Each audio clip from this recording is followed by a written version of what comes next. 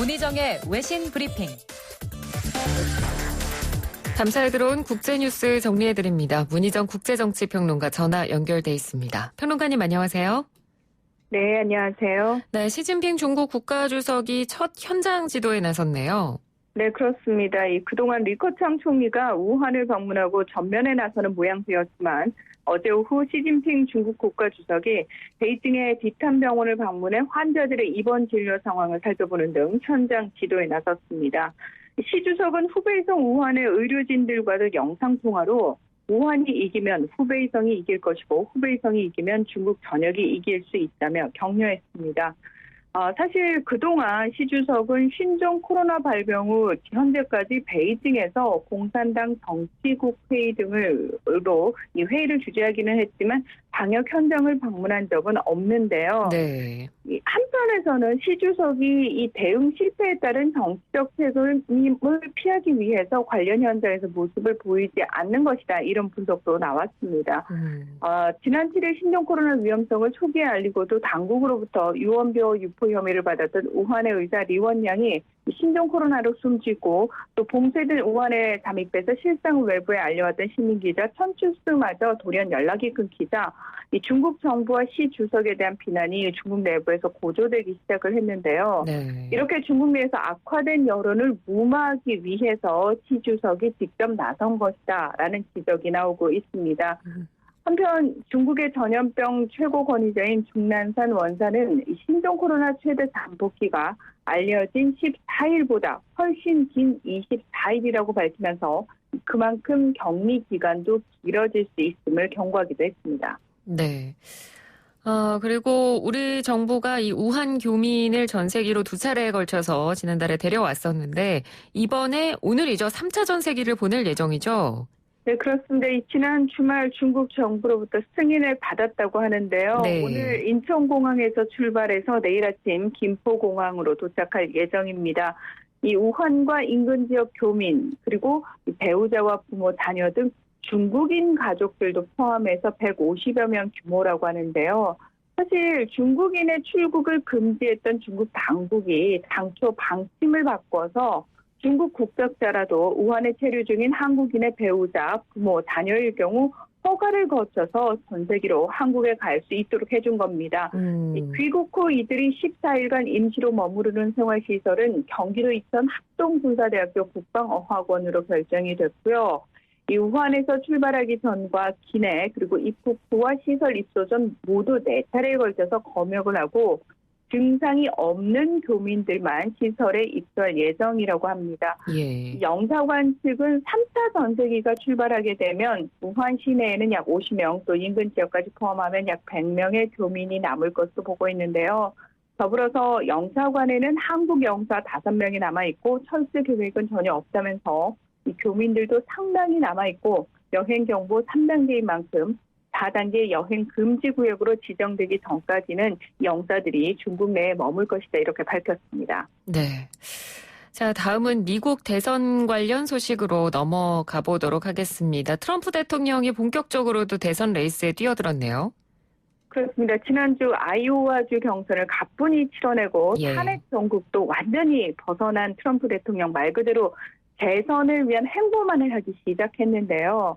이 현지 시각으로 10일 오로지 표심 공략을 위한 4조 8천억 달러, 우리나라 돈으로 약 5,700조 원에 달하는 2021 회계연도 예산안을 발표를 했습니다. 이 멕시코 국경 장벽과 감세안, 국방비 등 트럼프 대통령의 대선 공약 예산은 크게 늘었지만 사회 보장과 해외 원조 등 비국방 분야 예산은 대폭 삭감된 것으로 알려졌는데요. 좀 구체적으로 설명을 드리면 국방비는 0.3% 증액한 7,405억 달러, 우리나라 돈으로 약 883조 원으로 책정을 하고 이 멕시코 국경의 장벽 건설, 기어이 이 예산을 20억 달러를 편성을 했습니다. 네. 그리고 우주군을 창설을 했죠. 미국 항공우주국 예산을 12%가량 증액을 했고요.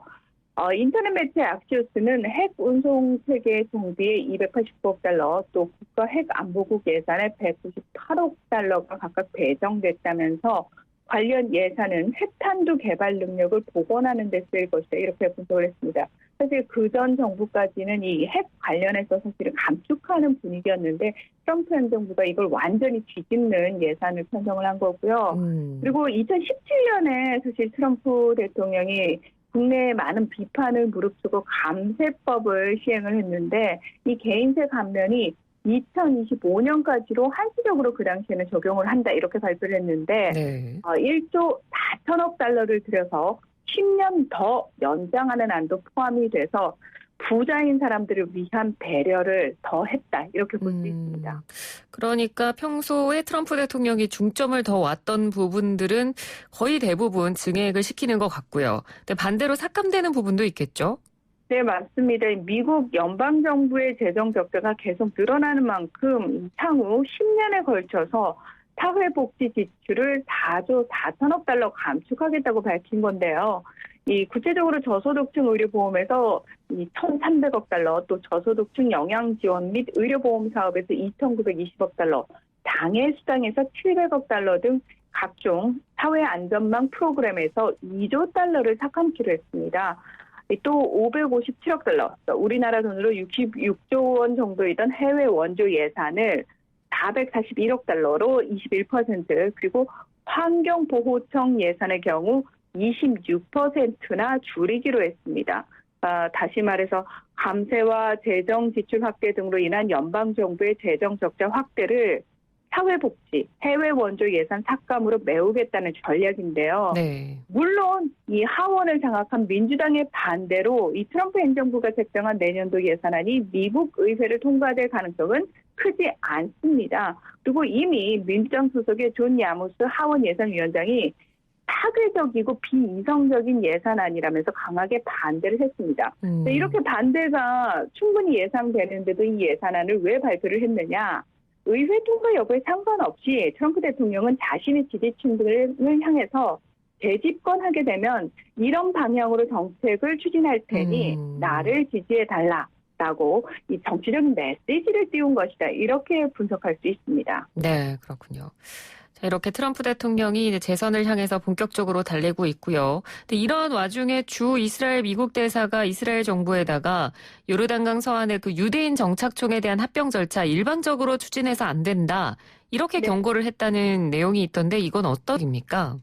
네, 지난달 28일 저희가 이 시간에 좀 전해드렸는데 트럼프 대통령이 왜 중동 평화 구상을 발표를 하면서 국제사회가 불법으로 규정한 이 요르단 서안 지구의 이스라엘 정착촌의 주권을 일방적으로 인정한다고 발표를 하지 않았습니까? 네네. 네, 예, 이 당시에 이 데이비드 프리드먼 주 이스라엘 미국 대사도 이스라엘이 요르단강 서안의 정착촌을 언제든지 합병할 수 있다고 찬성하는 발언을 했습니다. 근데 하지만 현지 시각으로 9일 트위터를 통해서 우리가 언급한 것처럼 이 중동 평화 구상이 제시한 영토에 이스라엘법을 적용하는 것은 이스라엘 미국 공동위원회의 매핑 프로세스, 그러니까 다시 말해서 이 지도화 과정 완성에 따라야 한다면서 이 위원회의 절차가 마무리되기 전에 이스라엘이 어떤 일방적인 행동도 해서는 안 된다라고 얘기를 한 겁니다. 네.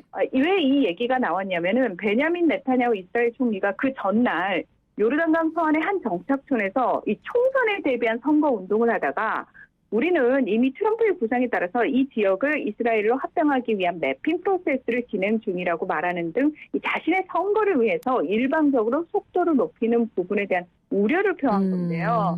그러니까 지금 팔레스타인의 반발이 워낙 거세고 또 양측 사이에 무력 충돌도 계속되고 있는 상황임에도 네타냐후 총리가 아랑곳하지 않는 모습을 보이고 있는 부분을 지적을 한 겁니다. 네. 사실은 좀 안타까운 게 팔레스타인을 위해서라기보다는 미국과 이스라엘의 일방적인 중도 평화 구상에 대한 이슬람 협력 기구라든지 EU를 비롯한 국제사회의 비판 때문에 눈치 보는 척, 다시 말해서 완급 조절을 하려는 의도다 이렇게 평가를 할 수 있습니다. 네. 근데 그 네타냐후 총리가 그 검찰에 의해서 기소가 된 상태인데 그 부분은 지금 어떻게 진행이 되고 있나요?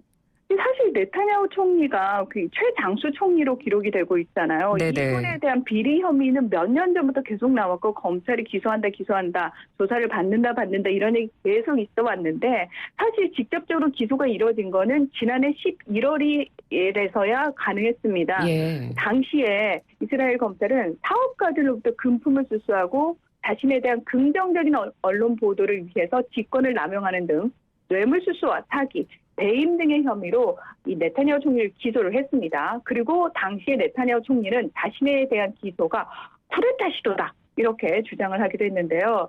하지만 이스라엘 법상 검찰의 기소 여부와 상관없이 네타냐후 총리는 계속해서 총리직을 수행할 수 있고요.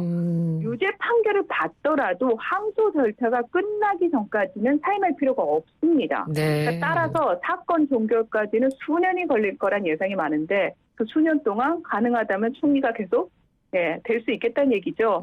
게다가 현지 시각으로 지난달 1일에 네타냐후 총리가 의회에 자신은 검찰이 주도한 마녀 사냥의 피해자라는 주장을 계속 되풀이하면서 기소 면책 특권을 공식 요구를 했습니다.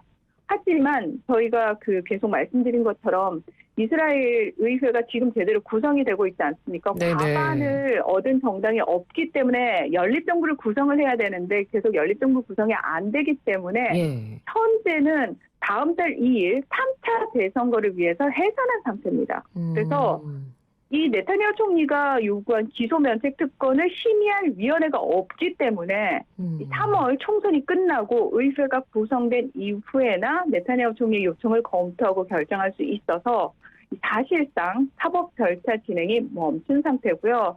그리고 이 다음 달 선거 결과에 따라서 기소 면책 특권이 또 인정이 될 수도 있기 때문에 사실 네타냐후 총리가 실질적으로 어떤 처벌을 받을 가능성은 커 보이지 않고 처벌을 받더라도 시간이 굉장히 오래 지난 후에나 가능할 것이다. 이렇게 보는 게 맞을 것 같습니다. 네, 알겠습니다.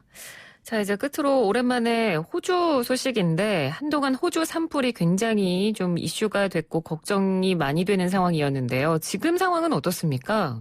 네, 지난 6일부터 이 산불이 휩쓸었던 호주 동부 지역인 빅토리아주와 뉴사우스웨일스주에 비가 쏟아져서요. 네. 최대 도시인 시드니가 1990년 이후 최대 강수량을 기록하고 지역에 따라서는 지금 물폭탄 수준의 비가 오고 있습니다. 물론 이번 폭우로 인해서 5일 기준 이 뉴사우스웨일스주에서 진행 중인 산불 62개가 이틀 만에 22개로 줄었고요. 지금은 17개 정도가 남아있다고 합니다. 이 호주에서는 그동안 산불로 한국 면적보다 넓은 1,100만 헥타르 이상의 산림이 불탔고 10억 마리 이상의 야생 동물이 죽었다고 하고요. 또 인명피해도 있었는데 34명이 사망했고 6,500여 채의 가옥이 소실이 됐습니다. 문제는 폭우가 5일째 계속되면서 이제는 일부 지역에서 침수와 산사태 등 홍수 피해가 또다시 벌어지고 있다는 건데요. 네. 이 뉴사우스웨일주에서는 13만 4천 가구가 정전 사태를 겪었고요. 시드니에서는 200여 명이 운전을 하다가 물에 이렇게 홍수에 갇혀가지고 소방 당국의 구조를 받기도 했습니다.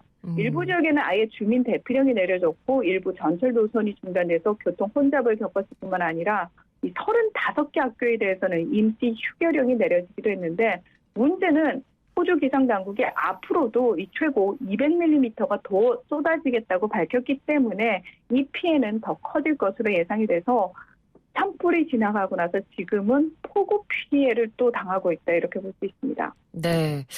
지구온난화로 인한 이상기후 현상이 얼마나 무서운지를 다른 나라지만 우리도 여기서 제대로 경험하고 있는 것 같습니다.